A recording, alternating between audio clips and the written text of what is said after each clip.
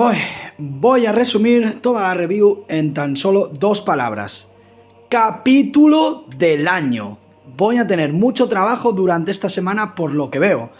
Eso sí, me quejaba al anterior vídeo de Oda por confirmar que Gunko es usuaria de fruta, pero me ha dado la razón por otro lado. He dicho en más de una ocasión que los poderes de Im y el Gorosei pueden derivar de algo maléfico o demoníaco. Y es que ya son muchas las referencias que ha dado sobre el infierno, la magia negra y los demonios. Y en este capítulo hemos vuelto a ver alguna más, así que sigo con mi convicción y mi apuesta sobre los demonios en One Piece. Y hoy os explico por qué. No me explayaré mucho con el resumen y me iré un poco más al grano a por el análisis y las teorías que me han venido a la mente después de ver esta épica página final. Quédate hasta el final o puedes avanzar la review hasta el análisis y las teorías. Os va a petar la cabeza. Como casi siempre, volvemos a tener portadita de los viajes de Wano. Vemos que la guarida a la que acceden Yamato y Otama está al mando de Who's Who y sus secuaces. El capítulo empieza donde lo dejó el anterior. El inframundo Loki vuelve en sí después de perder un momento el conocimiento después de la hostia que le pegó Gunko. Se da cuenta, a pesar de llevar los ojos vendados, que Shamrock se parece mucho a Shanks. Gunko le dice que eso no le incumbe, pero Loki siente la inmensa necesidad de sentirse curioso por el hecho de que dos personas con el mismo rostro formen parte de bandos totalmente opuestos. Shamrock le dice que él es su hermano menor gemelo, que una vez había regresado a Tierra Santa, pero al parecer le gustaba más el mundo inferior. Loki hace énfasis en lo curioso que es sentir rencor por ambos hermanos y que esperen al día que haya sido liberado. Shamrock se lo toma evidentemente como una amenaza, pero Gunko le dice que no pierda el tiempo con él. Sin embargo, esto provoca que el gemelo malvado haga una demostración de su poder sin mancharse las manos. O mejor dicho, el de su espada, que tiene la habilidad para invocar a Cerberus, el perro de 3 cabezas, guardián de las puertas del inframundo en la mitología griega. Vemos cómo por debajo de los pies de esta criatura nacen unas llamas negras y como una nube negra envuelve sus cabezas, como si del despertar de una fruta se tratase. Son las mismas llamas y las mismas nubes que también tenían las formas bestia del Gorosei.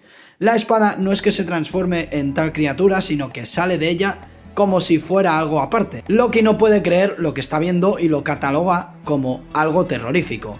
De las 3 cabezas salen de repente espadas por sus bocas, al mismo tiempo sus collares se desenroscan para dejar sueltas a las 3 cabezas y el cuerpo es llamado por Shamrock para que vuelva dentro de su espada.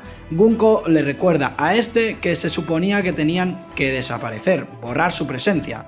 Así que crea una especie de pájaro con sus flechas para salir del lugar. Shamrock deja un mensaje a Loki. Si lograse sobrevivir a esto, entonces será libre de ir a buscarle para ajustar cuentas. Las 3 cabezas atacan a Loki y le perforan el pecho. El gemelo de Shanks da por imposible al príncipe gigante y decide que tienen que ir a por los hijos de los guerreros, pero que hará falta invocar a alguien más. ¿A quién? No lo sabemos, por ahora. En el castillo Aurust, Luffy, Nami, Zoro y Usopp junto con Roat hablan con los 2 gigantes que Luffy encontró inconscientes en el anterior capítulo. Dicen que Shanks, el pelirrojo, les atacó. El capitán Sombrero de Paja se molesta mucho porque él le conoce bien y no es un tío que actúe de esa forma. Los gigantes están convencidos de que dicen la verdad, que el que les atacó fue el pelirrojo. Zoro recuerda que hace poco les dijeron que Shanks ya estuvo allí y que sería raro que hubiese vuelto tan pronto. Luffy está 100% convencido de que no fue él, así que uno de los gigantes aturdidos deduce por la cara que podría tratarse de alguien parecido a él, tal vez un hermano gemelo. Pero según Luffy, si tuviera un hermano debería ser bueno también, además que nunca le contó sobre su familia, tan solo que fue criado en un barco pirata de la tripulación de Roger. Ellos eran su familia, menos Baggy, por la cara también. Durante esta escena vuelve a aparecer la silueta del personaje que les esperaba en Elbaf, antes de embarcar allí. La silueta se parece mucho a Shiki, el león dorado. Y ahora nos pasan a la escena donde está la chicha de verdad, lo más increíble de este capítulo y hasta ahora de todo el arco de Elbaf. Y posiblemente de toda la obra de One Piece. En el árbol del tesoro Adam, con Franky y Ripley comentando sobre el valor en el mercado que tiene la madera de este árbol. Ripley tantea a Franky con la idea de venderlo fuera de Elbaf, pero este recuerda el sermón de Saúl sobre que nunca vaya a cortar nada de un árbol sagrado. Frankie sigue admirando la calidad del árbol hasta que descubre un mural dibujado en una parte del árbol. Ripley explica que ese mural fue dibujado por niños del pasado en la corteza petrificada y que debido a su valor histórico se ha convertido en un patrimonio de cultura. Frankie sorprende de que unos garabatos sean tan importantes y Ripley expresa que hay que tener en cuenta que fueron dibujos hechos hace entre 900 y 800 años. Exactamente durante el siglo vacío. Frankie se da cuenta que en esos dibujos no solamente trata sobre gigantes. Ripley menciona que lo curioso de todo es que en la historia que ellos conocen se habla de un periodo de guerra entre todas las razas. Y nunca, en ningún momento, se expresa la idea de una alianza entre ellas. Es decir, un acuerdo de paz y de convivencia. Y ojo a esto, dice que tal vez tan solo estos dibujos representen el sueño de un niño. En la escuela de la Morsa, donde se encuentran Robin, Chopper, Brooke y Saul, este último está enseñándole a Robin el libro de las escrituras, Harley, donde se relatan todas las historias mitológicas y leyendas que luego fueron creadas en Elbaf, y que todas las interpretaciones son muy diferentes entre sí, así que recalca que por eso los habitantes guerreros de este país creen en el dios del sol, pero que a pesar de esa creencia, cada persona ha desarrollado diferentes personalidades y hábitos. Así que Robin se dispone a leerlo, pero antes le dice Saul que los textos están divididos en 3 capítulos, que hablan de 3 mundos. Y aquí se viene la espectacular página doble, con el mural que está viendo Frankie mientras Robin lee los textos. Un mural con prácticamente todo el puto lore de One Piece. Hemos tenido que esperar nada más y nada menos que 27 añazos para llegar a ver esto. Bueno, o quizá ya lo habíamos visto antes, pero sin duda esto es mucho más detallado y conciso. Aparecen los textos y nos explica de forma, yo creo que más bien metafórica, la historia de los 3 mundos, o mejor dicho, épocas. Termina el capítulo y tenemos otro la semana que viene. Vale, empezamos por analizar los puntos entre comillas menos importantes o menos relevantes. Primero, se desmonta la famosa teoría de la fruta del cerbero para Barba Negra. Segundo, recordemos que Sabo, al ver a Aim y al Gorosei, catalogó esa sensación como terrorífica y admitió que el infierno se encontraba en la cima del mundo. No es exactamente igual, pero Loki también llama terrorífico a Cerberus, que básicamente tiene detalles exactamente iguales que los viejos de la cima, las llamas negras y las nubes negras. Así que creo que Oda está sacando ya muchas referencias sobre cosas relacionadas, si no con el demonio, al menos con elementos malignos. Los círculos mágicos se parecen mucho a los círculos satánicos. Ahora nos saca a Cerberus, que literal tiene relación directa con el infierno o inframundo, da igual, en la mitología griega es el equivalente a ello. Y ahora, tal como veréis en los textos, hace referencia a demonios, tanto escrito como dibujado, además de ángeles y dioses. Pues el diablo no deja de ser una deidad malévola que gobierna el bajo mundo, metafóricamente. Tercero, Ripley dice que esos dibujos tal vez representan el sueño de un niño, lo que me hace pensar en Joy Boy, y que Luffy tiene ese mismo sueño. Por eso ambos, con la misma convicción, fueron capaces de despertar la fruta de Nika, que además daría como resultado que Joy Boy fuera un gigante, o algún híbrido entre gigante y otra raza.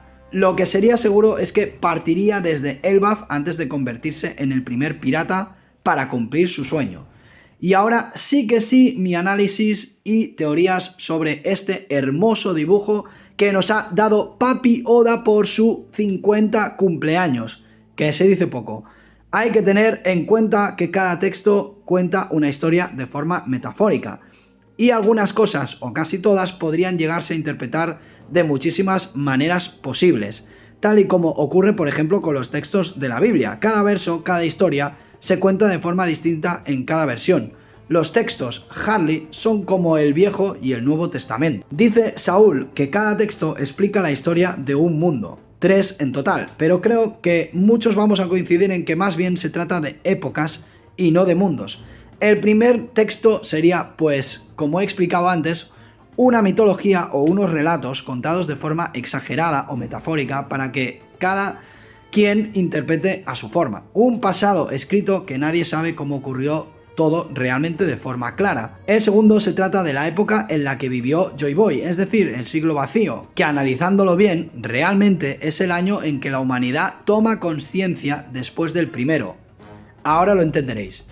Vamos por partes. El primer mundo cuenta lo siguiente. De la tierra surgió el fuego. La humanidad sucumbió a la tentación y alcanzó el sol prohibido. Los oprimidos pidieron un deseo y apareció el dios del sol, lo cual hizo que el dios de la tierra enfureciera y junto a la serpiente del fuego infernal engulló al mundo en muerte y oscuridad. Nunca se pudieron encontrar.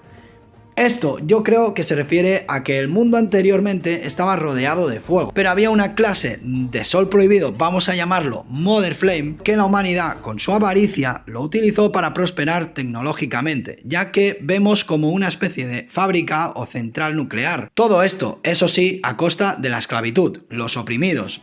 Estos tenían tanto afán de ser libres que rezaron a una deidad llamada Dios del Sol, y esto claramente significa la aparición de Nika. Entonces el dios de la tierra enfureció e hizo que la gran serpiente roja devastara al mundo con la intención de extinguirlos. Aquí creo que hace de forma, repito, metafórica a la Grand Line. La serpiente de fuego separó los mares y sus continentes para que las distintas razas no se volvieran a encontrar. En la mitología nórdica, la serpiente Jormungandr era tan enorme que rodeaba al mundo. Deduzco por el contexto que Nika debió ser derrotado. Y hay algunos detalles en esta parte del mural también muy interesantes. Tenemos a la luna por ahí arriba, 19 personas, los esclavos, trabajando para transportar energía de la Mother Flame, donde vemos que también llega esa energía a la luna. Y una figura en lo alto con una corona, como la que porta Im. Podemos ver también como un rayo llega hasta una especie de barco volador en dirección a la luna. Espera, ¿el Arca Maxim? También tenemos una especie de plataforma mecánica, muy parecida a esta de aquí. Vamos con el segundo mundo. Del hálito de vida surgió el vacío, el dios del bosque envió a sus demonios y el sol propagó la guerra por todas partes. Fue entonces que la gente de la media luna tuvo un sueño, al igual que la gente de la luna. En dicho sueño, los hombres asesinaron al sol y se autoproclamaron dioses. Al ver esto, el dios del mar desató su furia. Nunca se volvieron a encontrar. Este quizás es el más difícil de interpretar, pues hay un dato que me tiene muy duditativo. La primera frase imagino que se refiere a que después de la devastación se creó nueva vida en esos mares separados y por alguien que se decidió a convertirse en pirata y navegar para cambiar las cosas, liberar a la sociedad del caos, de la dictadura y la esclavitud, se originó el siglo vacío. Es la época de Joy Boy, donde también se originaron las Akuma no Mi gracias al dios del bosque, es decir, el árbol del tesoro Adam. El dios del sol, que ahora era Joy Boy, proclamó la guerra a los gobernantes del mundo. Seguramente por eso existe la interpretación del dios destructor. Luego lo siguiente se me hace un poco bola. Cuenta que los de la media luna, es decir, los Di y los de la luna, tuvieron un deseo. Y que en dicho deseo el hombre asesina al sol. Es decir, hablan de una predicción, entiendo. Y que en dicha predicción la alianza armada, es decir, los 20 reyes unidos, matarían a Joy Boy. Luego que los hombres mataron al sol y se autoproclamaron dioses, claramente se refieren a los tenrubitos. Y el dios del mar claramente se refiere a Urano. Recordemos que fue justo en esa época cuando hubo la inundación total y los continentes pasaron únicamente a ser pequeñas islas separadas. También hay cosas interesantes dibujadas en esta parte que podemos interpretar. Por ejemplo, hay una especie de estructura o mecanismo que recuerda en menor medida a un elefante. Recordemos que se supone que es el dibujo de un niño. Un elefante con el barco de Noah dentro de él, más una figura que parece un Lunarian y varias especies de animales. Sí, ese elefante evidentemente es Zunesha, aunque también parece que no porque tiene unos remos colgando de su trompa y no entiendo muy bien por qué debería llevar a Noah en su interior. Tenemos al árbol Adam y una especie de dragón que escupe fuego. Y para terminar, el tercer mundo. Es decir, la actualidad, la época actual. La de Luffy, el nuevo Nika, bajo una predicción. Del vacío surgió el caos. Los remanentes del incómodo recuerdan el día de la promesa y escuchan la voz de sus compañeros de la luna caídos. El dios del sol danza y ríe mientras lanza al mundo hacia su final. El sol regresará y un nuevo amanecer junto a él. Esta vez seguramente se volverán a encontrar. Después del siglo vacío surge el caos. Los que quedan de aquellas épocas recuerdan la promesa que le hicieron a Joy Boy y escuchan la voz de los Lunarian. Aún no sé a qué se refiere con escuchar la voz de la gente de la luna que cayó derrotada, que obviamente se unieron a la guerra contra el gobierno.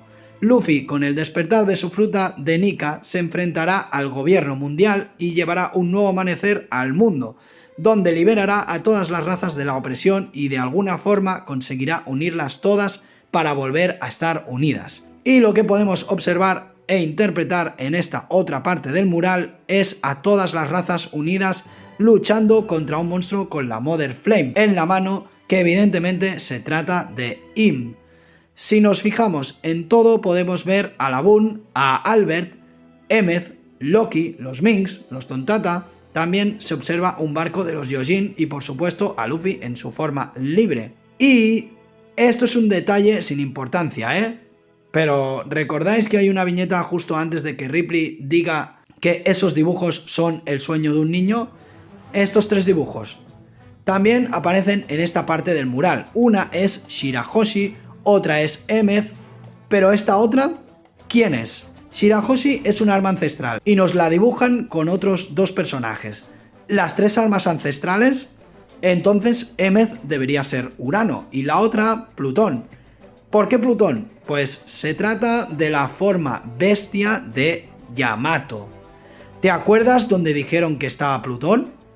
Exacto, en las profundidades de Wano. Igual no es que Yamato, Emmet y Shirahoshi sean armas como tal, sino que tienen la capacidad de activar algo que los demás no pueden.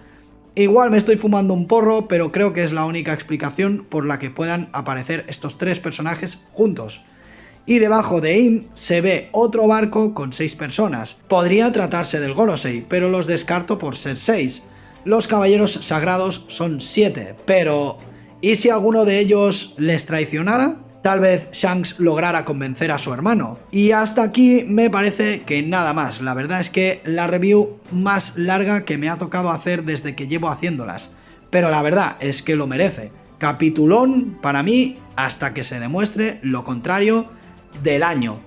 Esta es la verdadera esencia One Piece. Ahora sí, después de muchos años, por fin volvemos con buen ritmo. Espero que os haya gustado y creo que ya va siendo hora de empezar a sacar las teorías que tengo guardadas, porque esto se pone cada día más esclarecedor. No olvides darle like y suscríbete. Nos vemos en el siguiente vídeo. ¡Chao, chao!